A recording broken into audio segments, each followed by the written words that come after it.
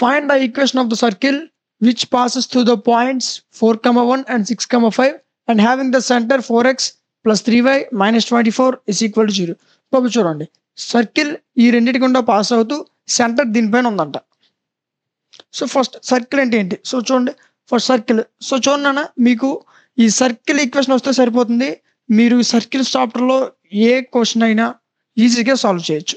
So circle equation ఏంటంటే x² + y² plus 2gx plus 2fy plus c. ఇది circle equation. So ఈ equation use చేసి ఈ some చాలా ఈజీగా సాల్వ్ చేయొచ్చు. అది ఎలా సాల్వ్ చేయాలో ఒకసారి చూద్దాం. ఒకసారి చూడండి, ఫస్ట్ మనకి ఎన్ని ఇచ్చాడు? ఒక 2 పాయింట్స్ ఇచ్చాడు, అర్థమైంది కదా? సో ఈ పాయింట్స్ గుండా సర్కిల్ వెళ్తూ సెంటర్ అంటే దీనిపైన ఉందంట, అర్థమైంది కదా? సెంటర్ దేనిపైన ఉంది? ఈ లైన్ పైన. 4x plus 3y minus 24 is equal to 0.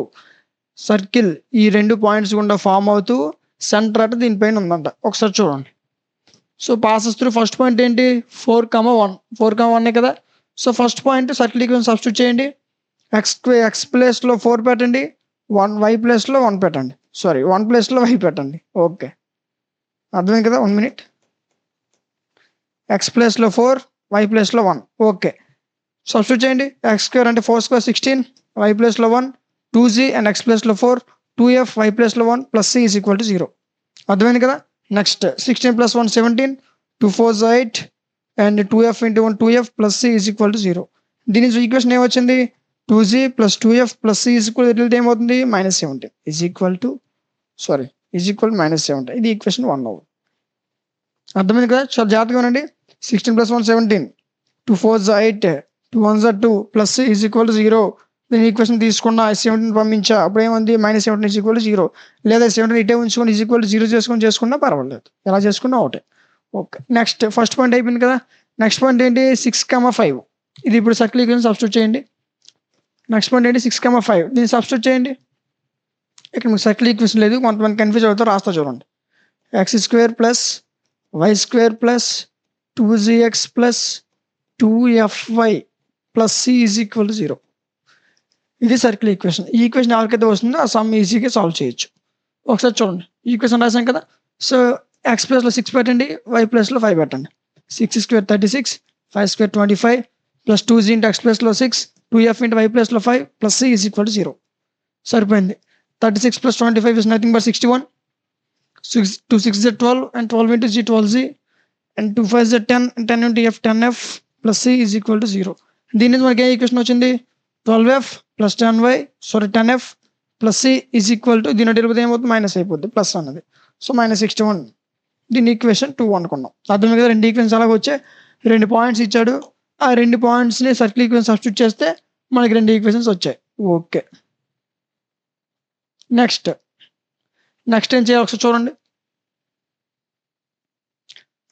ఏవైతే మనకి 2 ఈక్వేషన్స్ వచ్చాయి కదా, సో ఆ 2 ఈక్వేషన్స్ సాల్వ్ చేసాం. Solve equation number 2 and 1. Equation number 2 ఏంటి? 12g plus 10f plus c is equal to 61. Equation 1 ఏంటి? Equation 1 12g plus 10f plus c. So equation 2 ఏంటి? Equation 2 12g. So equation 1 8g plus 2f plus c is equal to -17.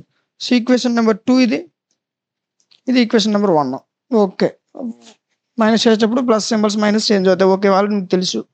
Okay, plus 12g minus 8g ఏమవుతుంది? Plus 4g. -2f plus 10 ఏమవుతుంది? -8g. సరిపోయింది కదా. So -c plus c cancel, plus c symbols ఉన్నాయి, minus plus cancel చేయాలి తప్పదు. Okay, is equal to -61 -17. ఇక్కడ symbol change అవుతుంది, minus చేయాలి కదా. సో 61లో 17 పోతే -44. ఓకే, సరిపోయింది. ఈ టోటల్ ఈక్వేషన్స్లో 4 కామన్ తీస్తే g plus 2f is equal to -11 వస్తుంది ఆన్సర్. సరిపోయింది కదా. సో చూడండి, కావాలంటే 4 × g 4g, 4 × 2f 8f, 4 × 11 44. సరిపోయింది కదా. సో ఇక్కడ మనకు వచ్చిన ఈక్వేషన్ ఏంటి?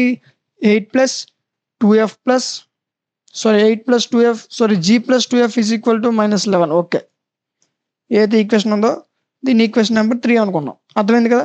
సో నెక్స్ట్ చూడండి, ఏవైతే మనకి జీ వచ్చిందో. ఓకే, మన క్వశ్చన్లో ఒకసారి చూసుకోండి. మనకేంటి? 2 పాయింట్స్ ఇచ్చాడు, 2 పాయింట్స్ నుంచి 2 ఈక్వేషన్స్ కనుక్కున్నాం. ఆ 1-2 ఈక్వేషన్స్ మైనస్ చేస్తే ఈక్వేషన్ నెంబర్ 3 వచ్చింది. ఓకే, నెక్స్ట్ మన క్వశ్చన్లో కరెక్ట్గా చూస్తే ఏమన్నాడు? సెంటర్ అన్నాడు. ఓకే, మనకి ఏమిటి?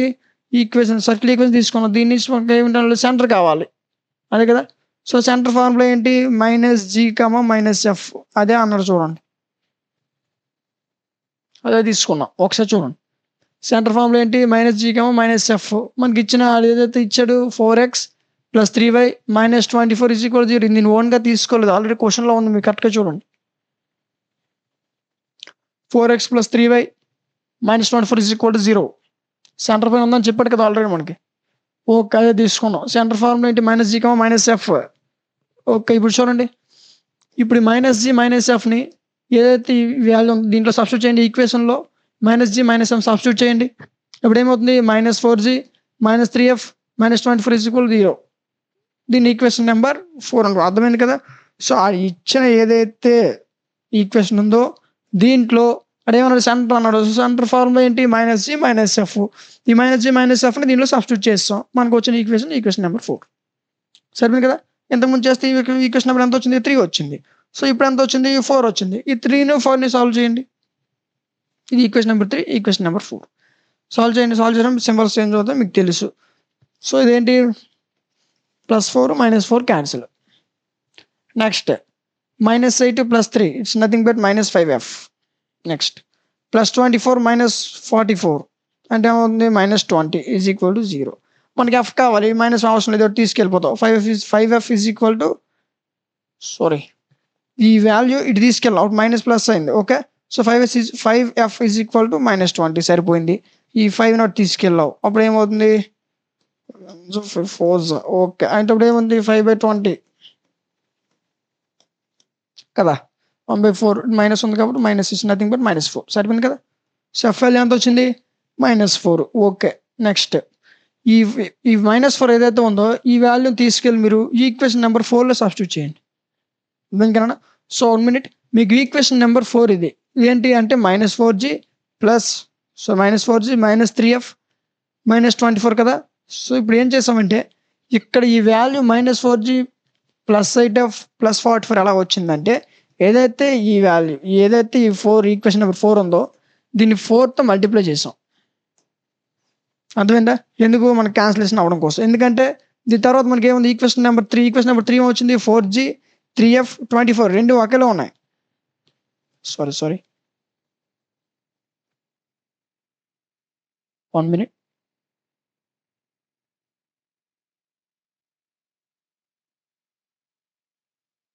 ఇది ఈక్వేషన్ నెంబర్ 4 నాన్న. ఇది ఈక్వేషన్ నెంబర్ 4, ఇది ఈక్వేషన్ నెంబర్ 3. ఓకే, ఇప్పుడు సరిపోయింది కదా. చూడండి, g + 2f = -11. g + 2f so చూడండి అంతేనా? g + 2f -11 సరిపోయింది. g + 2f -11. దీన్ని ఇంటూ 4తో చేసాం, అప్పుడు ఏమవుతుంది? 4g + 4 2s 8f ఇంకా ఎంత? 11 ఉంది కదా. సో అదేమవుతుంది? 14 అవుతుంది. సరిపోయింది కదా. సో ఇది equation number 3. So equation number 3ని నేను 4తో మల్టిప్లై చేశా. అర్థమైంది కదా. సో 4తో మల్టిప్లై చేస్తే నాకు 4g + 8f + 44 వచ్చింది. సో 44 మైనస్ ఉంది, ఇట్లా లోపల తీసుకున్నా, అప్పుడు ప్లస్ అయిపోయింది. ఓకే, +44 = 0. అర్థమైంది కదా. ఇప్పుడు ఎలా వచ్చింది ఇది? ఓకే, ఇప్పుడు ఈ 4 ఏదైతే ఉందో ఈ 4ని తీసుకెళ్ళి ఇదే ఈక్వేషన్ మళ్ళీ సబ్స్టిట్యూట్ చేయండి. ఈక్వేషన్ ఏంటి? ఆల్రెడీ ఇక్కడ రాసా, g + 2f = 11 -11. సో దీని లోపలికి వస్తే ఏమవుతుంది? g + 2f + 11 అవుతుంది. సరిపోయింది కదా, కన్ఫ్యూజ్ అవ్వద్దు. g + 2f + 11 = 0. సో ఇప్పుడు ఈ f ప్లేస్లో ఈ f వాల్యూని సబ్స్టిట్యూట్ చేయండి, -4ని, అప్పుడు ఏమవుతుంది? g + 2 f వాల్యూ ఎంత? -4 + 11 = 0. ఇంతే కదా ఈ రెండు మధ్యన step. So g plus into minus ఎంత? -4 ఎంత? 8. సరిపోయింది కదా. సో g -8 మిగతా ఎంత? +11 = 0. సరిపోయింది కదా ఇది. ఓకే, అర్థం కదా. g -8 + 11 ఎలా వచ్చిందో =0. సో నాకేం కావాలి? -8 అటు తీసుకెళ్ళిపోతా. ఓకే, సో ఇప్పుడు దీని తర్వాత ఇది ఏమవుతుంది? g = 11 - 8 అవుతుంది. ఓకే, అప్పుడు g వాల్యూ మనకి ఎంత వస్తుంది? -3. సరిపోయిందా? ఒకసారి చూడండి, ఎక్కడ కన్ఫ్యూజ్ అవ్వద్దు. ఇదేంటి ఈక్వేషన్ నెంబర్ 4, ఇది ఈక్వేషన్ నెంబర్ 3 తప్పడింది. సో ఈక్వేషన్ నెంబర్ 3 ఇది, ఈక్వేషన్ నెంబర్ 3 మెయిన్ ఇది. సో దీనికి 4తో మల్టిప్లై చేస్తే వచ్చేది ఇది, అర్థమైందా? సో ఇదేంటి మైనస్ చేస్తే మనకి ఎఫ్ వాల్యూ వచ్చింది. ఈ ఎఫ్ వాల్యూ ఈక్వేషన్ 3 అంటే ఈ వాల్యూ ఈక్వేషన్ నెంబర్ 3 దీనికి 4తో మల్టిప్లై చేసాం కదా. సో ఈక్వేషన్ నెంబర్ 3లో ఈ ఎఫ్ వాల్యూ పెడితే మనకు జీ వాల్యూ -3 వచ్చింది, అర్థమైంది కదా.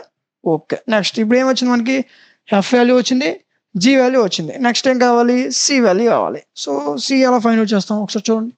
సి ఇప్పుడు సెంటర్ ఏంటి, -G-F, సారీ ఇది మనకు వచ్చేవేంటి జిఎఫ్, అంటే మనకి సెంటర్ మనం ఆల్రెడీ అనుకున్నాం. సెంటర్ ఏంటి -G-F, మనకు వచ్చే ఇప్పుడు ఈ జిఎఫ్ వాల్యూస్ ఉన్నాయి కదా.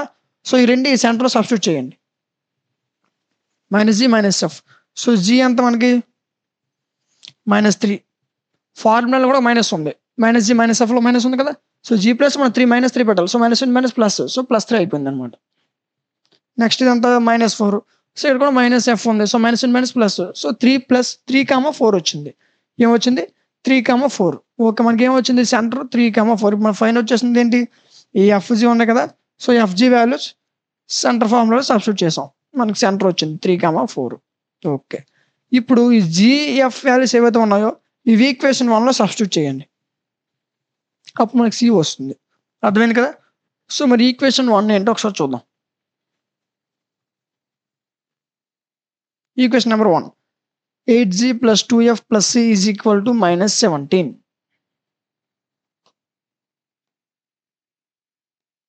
అదే రాసాం, 8G + 2F + C = -17. ఓకే, ఇది equation number 1.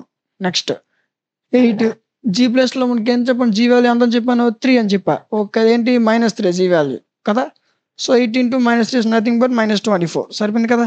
Next 2 F value ఎంత -4, 2 4s 8, సరిపోయింది -8, ప్లస్ ఇంటూ మైనస్ మైనస్ కదా. సో -8 + C = -17, సరిపోయింది కదా. ఓకే, C = -24 -8 వెళ్ళిపోతే ఏమవుతుంది, ప్లస్ అయిపోతుంది. సో +32 -17, అప్పుడు C వాల్యూ ఎంత అవుతుంది 15, సరిపోయింది కదా.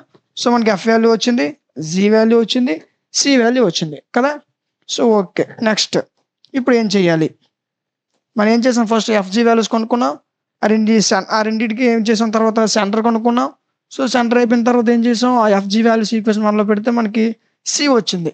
ఇప్పుడు ఏం చేస్తాం, ఇప్పుడు మనకి ఎన్ని ఉన్నాయి, ఎఫ్ వాల్యూ ఉంది, జీ వాల్యూ ఉంది, మనకి ఎంతవరకు రాలేదు అనుకున్న సి వాల్యూ కూడా వచ్చేసింది, ఎంత 15. సో ఇప్పుడు 3 వాల్యూస్ తీసుకొని ఈక్వేషన్ 1లో సబ్స్టిట్యూట్ చేయండి. Find equation of circle is అంటే ఇక్కడ ఏమంటే G value, F value, C value మనం ఈక్వేషన్ 1లో సబ్స్టిట్యూట్ చేయబోతున్నాం, అర్థమైందా. సో ఈక్వేషన్ 1 ఏంటి, x² + y² + 2gx + 2fy + c కదా. సో నెక్స్ట్ ఇప్పుడు సర్కిల్ ఈక్వేషన్ మనం FGC వాల్యూ సబ్స్టిట్యూట్ చేయాలి. సో x² y², నెక్స్ట్ 2 g+లో g వాల్యూ -3, f y+లో y వాల్యూ -4 ప్లస్ c+లో c వాల్యూ 15 కదా.